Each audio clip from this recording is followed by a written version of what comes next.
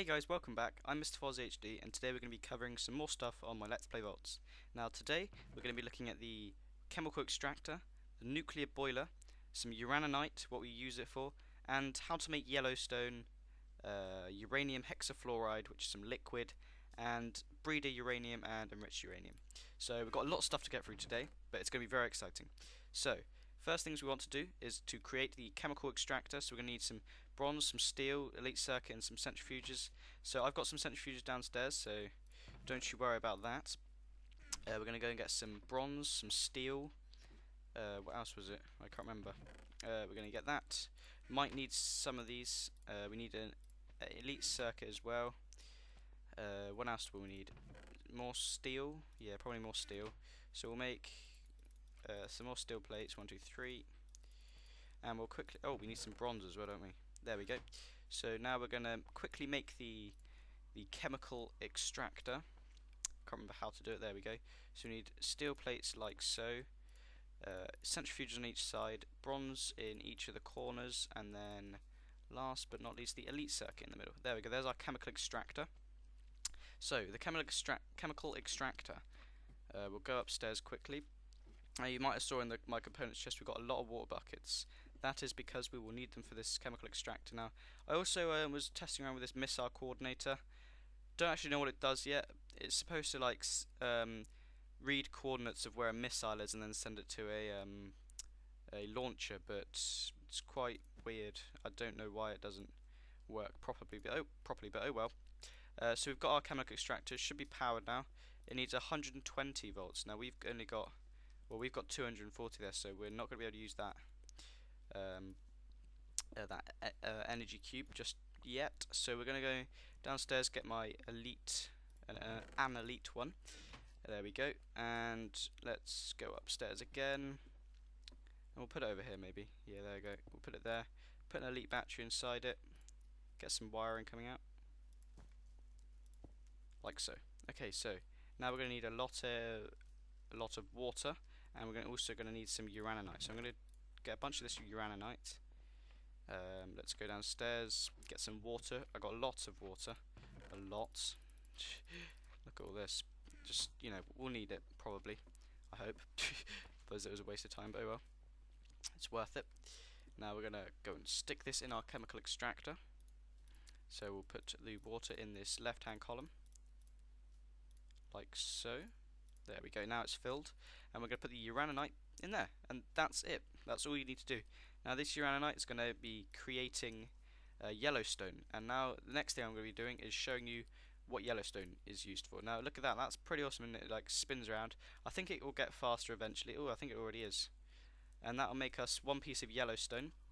Next thing we're going to be doing is making the nuclear boiler, so I'll make that once this Yellowstone is finished. It's quite a cool texture, this Yellowstone as well. Let's see. Ta-da! There we go. We make 3 Yellowcake. Have I been calling it Yellowstone? I meant Yellowcake. Sorry about that. So I think it'll speed up and create it much quicker, but we'll see. Now the next thing is the nuclear boiler. We're going to need some furnaces, a bucket. We've already got some buckets, which is good. We need some steel plates as well. So if we go get some cobblestone to make ourselves a furnace, actually we're going to need 2. So let's go to our blocks chest, get some cobblestone, make ourselves 2 furnaces. I was about to say I think my recipe making is a bit quicker than last episode, but I think I just jinxed it. So we're going to want 2 more steel plates, and we got the empty bucket. We need, I can't even remember. Let's have a quick look again. So, okay, it's like that. So I was nearly right. Not really, but yeah. We're going to need that like that. There we go. Well, there's our nuclear boiler. Okay, so we're going to go back upstairs. Maybe we'll get some more water as well, just in case, because this nuclear boiler uses a bit more water, just because you don't want it to overheat, because it's nuclear, as it says in the name. My power armor is still working away. Now we're going to drag this over here, get the nuclear boiler. Okay, so at the moment the wire can only go in the back of the nuclear boiler. It might change, I'm not sure, but at the moment that's that. So you're also going to need a lot of water in here. Fill this up to the maximum. There we go. How many buckets can stack at a time? As many, okay. and then we're going to put the Yellowcake in there, and that's it. That's all you need. You need to power it. It's all 120 volts, so you're going to have to use a basic energy cube or a what's the other thing called? A battery box. That's it. And this, once it's worked, it's going to be making uranium-hexafluoride, and it's measured in decimeters cubed. I know this because I'm doing my exams, and it's a big part in chemistry. So that takes a bit of time to do, but that's fine. And we're going to now get the centrifuge. It's a new sort of centrifuge, and as you can see, it has given me 0.4 decimeter cube of uranium hexafluoride, and that will fill up in that column there. And yeah, that's it. Now you just need to power it. So we're going to power it like so. That's going to start spinning, is it? There we go. That started to spin. Now we've got all these machines running off this one thing. Oh, we've got some more Yellowcake, so we'll stick this in there. That's going to be making some more uranium hexafluoride, and that basically just puts it straight into there as long as it's touching it. And this is going to be very slow, as you can see. Very slow. And this will make uranium. Oh, there's a couple of things actually. I think it's either enriched uranium, which will go here, or breeding uranium. Now, breeding uranium you don't use for anything, whereas enriched uranium you use to make fissile-fuel-rods or even nuclear explosives. So yeah, that's how to do it. You're going to need some empty cells and some enriched uranium. So it's not actually that hard. You're just going to need these three machines and some uraninite and some power, and that'll be that. You'll be good to go. So I'm just going to wait for this to work, get some uranium going, and then I'll show you what you use the uranium for, like I just showed in the little recipe thing. Okay, so it takes an extremely long time. I've been waiting about, I don't know, 5 minutes, and it still hasn't done it just yet. We're filling up this uranium hexafluoride column, so that's good. And I'm just going to really explain while this is doing this in the background what you would use this breeding uranium for. So as you saw just before I looked at the recipe, it's not breeding uranium, actually it's enriched uranium. You use that to make fissile-fuel-rods, and these fissile-fuel-rods you use, they're not called uranium rods anymore, they're called fissile-fuel-rods, and you use them in your fission reactor to power the fission reactor. And that's basically how to get power out of fission reactor. You need these three machines creating Yellowcake. This is run out of water.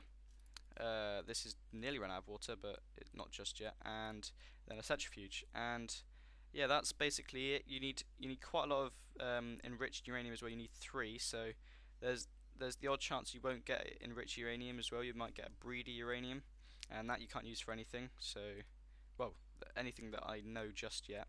If I do, then I'll quickly update you in the next episode. But yeah, that's it. You just need that. I'm going to quickly go around the base and show you what I've done. I've actually been able to fill up all these ammunition slots for the gun turret. So actually these gun turrets aren't shooting that much. Obviously there aren't many mobs around. And I've also hooked up this proximity detector. Now I was wondering why it kept buzzing all the time. Now I noticed that if I changed the Y coordinate to lower, it would stop buzzing the siren. So I think it's because below me is a cave and there's a lot of mobs down there. So I'm just gonna leave it at 2. So it'll be anything along 2, along up or down 2 blocks, and it will put a sign around. And I've set it to mobs as well. And yeah, that's that. Let's go and see if our centrifuge is finished yet. Oh, it's nearly done. Right, I'll wait a bit more longer, and hopefully we can actually see what the uranium looks like. Oh, it's very nearly there.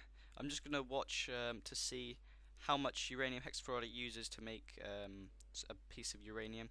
Come on, it's nearly there. Come on. Come on. You can do it.